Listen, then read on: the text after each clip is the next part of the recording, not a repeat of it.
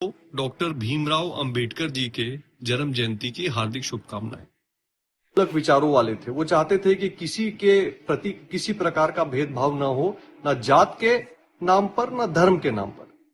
तो Ambedkar ji uniform civil code के पक्षधर थे और नेहरू जी हिंदू कोड बिल के।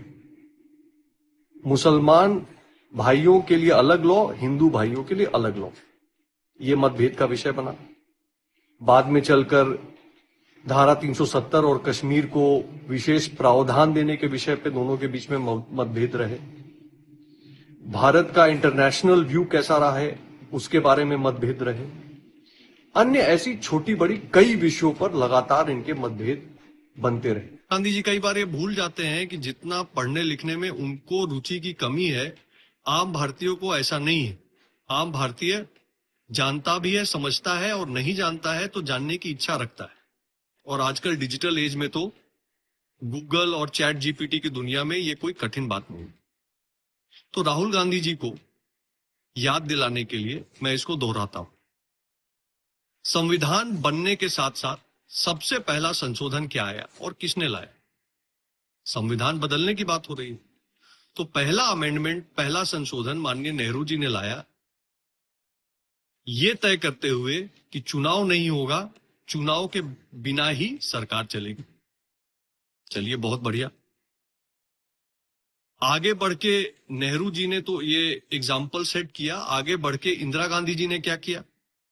इंदिरा गांधी जी ने संविधान बदला, 38 और 39 अमेंडमेंट, जिसके तहत उन्होंने पहले देश पे इमरजेंसी लगाई, कॉन्स्टिट्यूशन को निरस्त किया और फिर एक ऐसा कॉन्स्टिट्यूशनल अमेंडमेंट किया कि कोर्ट भी उनके किए गए निर्णयों को रिव्यू नहीं कर सकता, उस पे केस मुकदमा नहीं चल सकता। जो उन्होंने कर दिया वो कानून से भी ऊपर है। आगे बढ़िए।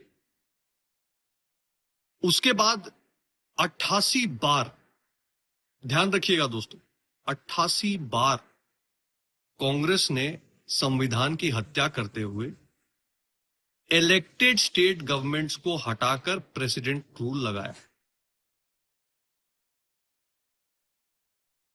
मैं बस ये पूछना चाहता हूं कि राहुल गांधी जी जब कहते हैं कि हम कांग्रेसी संविधान के रक्षक हैं, तो क्या सोचते हैं? क्या उनको लगता है कि किसी को इतिहास पता नहीं है या रुचि नहीं है?